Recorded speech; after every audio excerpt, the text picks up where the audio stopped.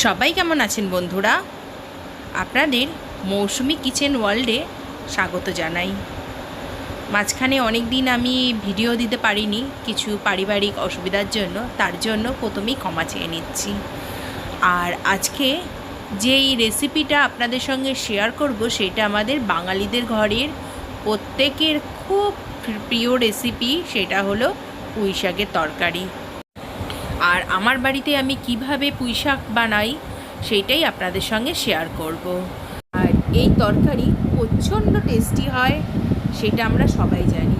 তো চলুন দেরি না করে ঝটাঝট আপনাদের সঙ্গে এই রেসিপিটা শেয়ার করি। প্রথমেই আমি কিছু আলু কেটে নিচ্ছি। আলুগুলো কিন্তু একদম ছোট করব না, তা না হলে একদম গলে যাবে। তো ভালো করে আলুগুলোকে আমি আগেই একটুখানি ওয়াশ করে নিয়েছিলাম, তারপরে একটু আলুটাকে কেটে নিচ্ছি। এরপরে কেটে নিলাম গাঁটি কচু। গাঁটি কচুটা একটু ছোট করেছি আলুর থেকে সাইজে, কারণ গাঁটি কচু সিদ্ধ হতে একটু টাইম লাগে। তো তার জন্য জাস্ট সামান্য, কোনো তরকারিটাই একদম আহামরি আমি ছোট করে ফেলবো না, যাতে অসুবিধা হয়। হ্যাঁ, মানে অসুবিধা হয় মানে কি, একদম গলে যায়। গলবে তো একটু বটেই, কিন্তু এর থেকেও যদি ছোট করে দেওয়া হয় তাহলে একদমই আর সবজির কিছুরই টেস্ট পাওয়া যাবে না। আর তারপরেই কেটে নিচ্ছি হচ্ছে মূলোটাও একটু বড় বড় করে কেটে নিলাম।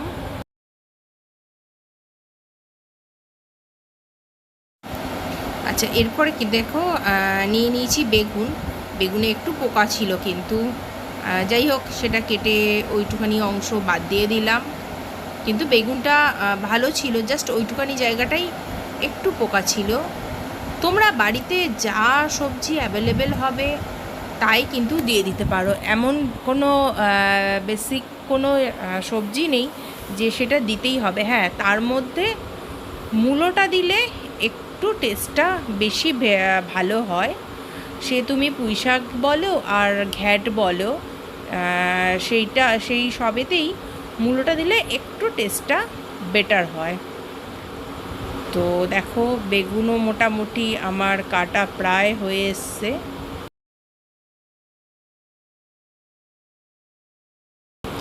আচ্ছা, এরপরে কেটে নিলাম পটল। ওই যে বললাম, যা সবজি পাবো তাই দিয়ে দেবো। আমার ঘরে পটলটাও ছিল, তার জন্য দিয়ে দিলাম। মানে আমার যা যা সবজি ছিল, মূলো বলো পটল বলো, এগুলো সবই ছিল ঘরে, তো তার জন্য সবই দিয়ে দিয়েছি।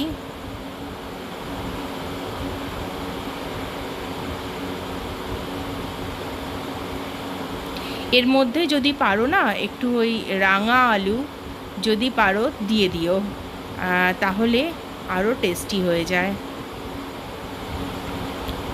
আচ্ছা, এরপরে দেখো রয়েছে চিচিঙ্গে, সেইটাও আমি এর মধ্যে কেটে দিয়ে দিলাম। এরপরে নাম্বার হলো মিষ্টি কুমড়োর। তবে মিষ্টি কুমড়ো কিন্তু দিতেই হয়, নালে সেইভাবে টেস্ট আসেই না, কারণ সব সবজির আলাদা আলাদা টেস্ট। যেরকম মিষ্টি কুমড়ো বেশ মিষ্টি হয়, আর এটা সবজিতে, যে কোনো সবজিতে দিলে কী হয় বলো তো, সেই সবজি যে মানে অন্যান্য সবজির যে খাড় ভাবটা থাকে সেই মিষ্টি কুমড়োতে চলে যায়, আর একটা মাখো মাখো ভাবও আসে। তাই মিষ্টি কুমড়োটা পারলে ঘ্যাট বলো বা যে কোনো পাঁচমিশালি সবজিতে তোমরা দিতে পারো। তো মোটামুটি আমার সবই সবজি কাটা কমপ্লিট।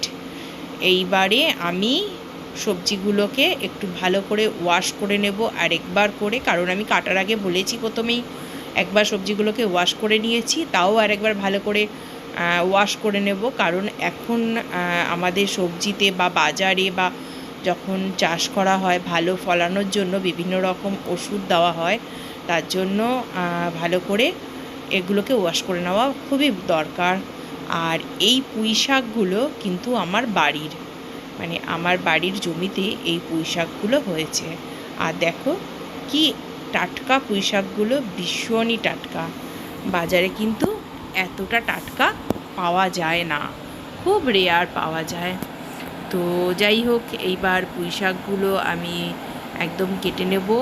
কেটে নিয়ে আমার মোটামুটি এদিকে কাজ শেষ, তারপরেই আমি রান্নার দিকে চলে যাব। আর পুঁই শাকগুলো কিন্তু আমি একবার ওয়াশ করেছি, তারপরেও আরেকবার ওয়াশ করব, কারণ অনেক পোকা থাকে, তার জন্য আরেকবার ওয়াশ করে নেব। চলো এবার রান্নাটা বসিয়ে দিই। ভালো করে কিন্তু আমি কড়াইটা গরম করে নিয়েছি, আর তার মধ্যে দিয়ে দিলাম কিছুটা সর্ষের তেল। সর্ষের তেলটা একটু সামান্য বেশি দেব, আর তাতে দিলাম 2টো শুকনো লঙ্কা, আর এই দেখো দিয়ে দিলাম তেজপাতা আর একটু পাঁচফোড়ন, আর তার সাথে দিলাম 1 চামচ আদা বাটা, আর এটা হলো লঙ্কা পেস্ট। লঙ্কাটা পেস্ট করে দিলে না বেশি টেস্ট হয়। আর গরম তেলে এগুলোকে ভালো করে একটু নেড়ে চেড়ে নেব, যাতে এগুলোর থেকে তেলটা বেরিয়ে আসে। এই দেখো তেল বেরিয়ে এসছে। তারপরে দিয়ে দিলাম 1 চামচ হলুদ, 2 চামচ জিরে, আর তার সাথে দিয়ে দেব প্রায় 1.5 চামচের মতন ধনের গুঁড়ো। এইবারে দিলাম নুন। নুনটা নিজেদের টেস্ট মতন দিয়ে দিও। আর আমি দিয়েছিলাম কিন্তু 2 চামচ, আর 1 চামচ দিলাম মিষ্টি। মিষ্টি যদি মিষ্টি কুমড়ো না হয় তাহলে কিন্তু মিষ্টিটা বেশি দিতে হবে। যেহেতু আমি মিষ্টিটা মানে মিষ্টি কুমড়োটা রয়েছে, তার জন্য আমি চিনি দিলাম 1 চামচ। আর মিষ্টি কিন্তু এই সবজিতে দিতেই হবে। এইবার একটু জল দিয়ে মশলাটাকে ভালো করে কষিয়ে নেব, যাতে মশলাটার থেকে তেলটা বেরিয়ে আসে। দেখো খুব ভালো করে আমি এটা কষিয়ে নিয়েছি, আর এই দেখো মশলার চারিদিক থেকে দেখো তেলটা বেরিয়ে এসছে। এরপরে আমি সমস্ত সবজিগুলো আগে দিয়ে দেব, দিয়ে ভালো করে একটু মশলার সাথে এই সবজিগুলোকে মিশিয়ে দেব বা নেড়ে নেব। দেখো মশলাগুলোকে কিন্তু আমি খুব ভালো করে সবজির সাথে মিশিয়ে দিচ্ছি, আর এইভাবেই মশলাগুলো মেশাতে হবে। এইবার দেখো আমার ওগুলো মেশানো হয়ে গেছে, মানে মশলাটা মেশানো হয়ে গেছে।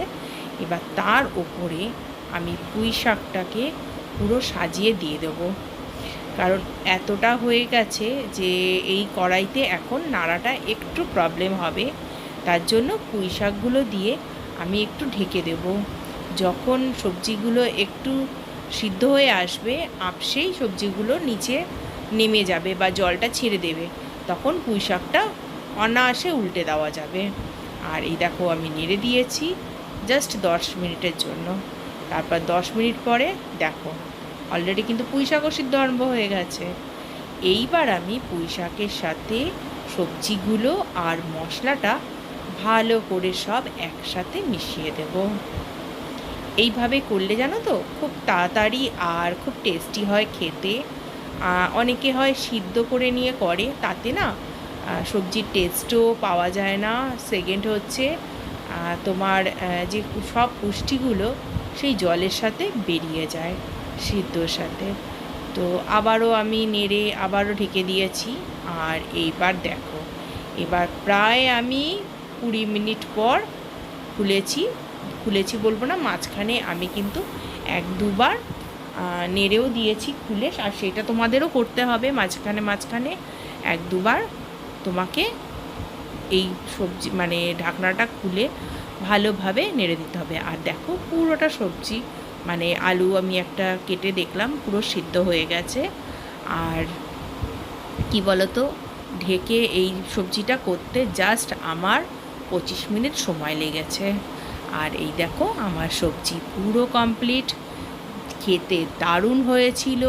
তোমরা এইভাবে ট্রাই করো, নিশ্চয়ই ভালো লাগবে। আবার নতুন একটা ব্লগে তোমাদের সঙ্গে দেখা